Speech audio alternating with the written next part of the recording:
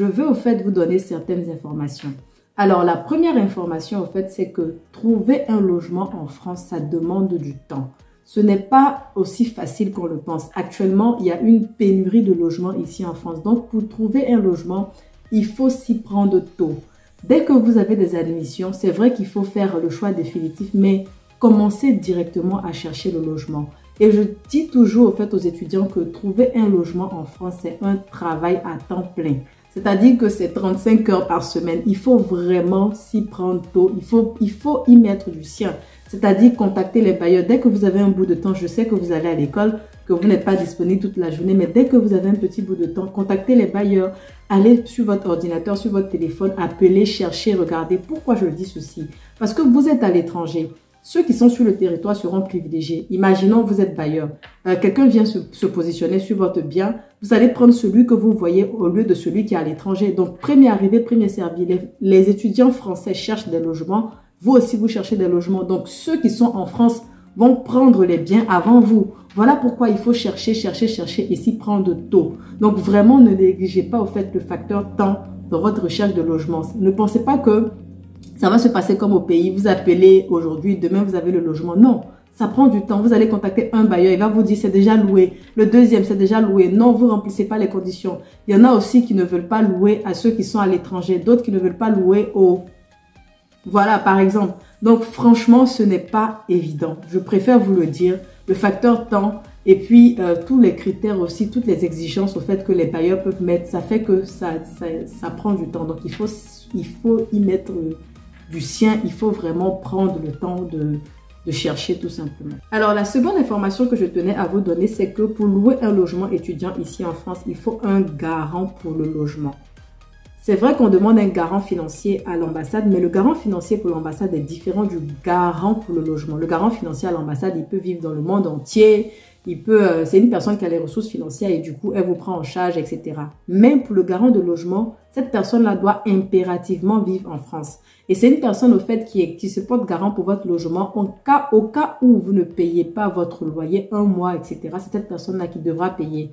Et du coup, elle doit fournir certains documents. La personne qui sera garant pour le logement, elle doit fournir ses fiches de paie, ses avis d'imposition, etc. Donc, des documents, au fait, qui prouvent qu'elle est solvable, qu'elle a l'argent pour prendre en charge votre logement au cas où vous ne payez pas. Et cette personne-là doit avoir un salaire qui est égal à 3 fois le montant du loyer. Donc, si par exemple votre loyer va coûter 500 €, il faut que le garant du logement ait 1500 € net comme salaire au fait pour être votre garant pour le logement. Donc, c'est un critère qu'on sous-estime, mais pour trouver un logement en France, on te demande d'avoir un garant. Si tu n'as pas de garant, tu ne pourras pas avoir un logement en France. Personne n'accepte au fait de louer son bien à une personne qui n'a pas de garant. Je ne sais pas, mais je n'ai pas encore vu. Donc, c'est un critère au fait qu'il faut vraiment prendre en compte. C'est une information qui est importante de vous donner parce que vous voulez trouver un logement, vous allez directement sur les sites, mais on vous demande d'avoir un garant financier, un garant de logement qui vit ici en France. La troisième information que je souhaite vous donner au fait, c'est qu'il faut tenir compte de l'emplacement. Vous ne pouvez pas habiter à Grenoble et étudier à Paris, par exemple. Il faut vraiment tenir compte de l'emplacement en cherchant votre logement. L'ambassade impose une certaine distance au fait entre votre lieu d'habitation et votre école. Lorsque vous êtes en Île-de-France, en région parisienne ou à Paris, on demande que votre habitation soit à 100 km maximum de votre école. Et lorsque vous êtes en province, dans les autres villes, on demande que ce soit maximum à 50 km. Donc, au fait, lorsque vous cherchez un logement, ne cherchez pas seulement celui qui est moins cher, etc., mais cherchez aussi la distance. Regardez la distance entre votre école et votre lieu d'habitation. Allez sur Google Maps, tapez et pour voir si ça ne dépasse pas les 50 km si vous êtes en province ou les 100 km si vous êtes en Île-de-France. C'est très important de tenir compte de cette distance-là, pardon. Parce que si vous ne prenez pas compte, en fait, ça, vous cherchez le logement, peu importe, je cherche un logement, donc je prends un logement à Avignon alors que j'étudie à Metz, par exemple. Non, ne faites pas ça. Il faut vraiment tenir compte de la distance. Très, très important. La quatrième information que je souhaite donner aussi, c'est par rapport à la taille du logement. Des fois, au fait, tellement on cherche un logement moins cher parce qu'on trouve au fait que c'est cher, au fait, on veut le logement le plus petit possible, quitte à avoir le contrat de bail. Non. En France, au fait, il y a une exigence par rapport à la taille du bien. On demande au fait qu'une personne qui vit dans un bien est minimum 9 mètres carrés. Donc, le minimum légal que vous devez chercher, c'est 9 mètres carrés. Si vous voyez qu'on vous propose un bien de 5 mètres carrés, je ne sais pas si ça existe, hein, ou de 8 mètres carrés, ne refusez, ne louez pas en tout cas, parce que l'ambassade ne va pas accepter de vous donner le visa pour venir habiter dans un logement qui pense être petit pour vous. Donc, tenez compte aussi de la taille du logement, des dimensions. Il faut que ça soit minimum 9 mètres carrés. Et même quand vous allez, par exemple, opter pour une colocation, vérifiez au fait que vous avez vos 9 mètres carrés. La dernière information que je souhaite vous donner par rapport à la recherche de logement, c'est qu'il faut avoir un budget.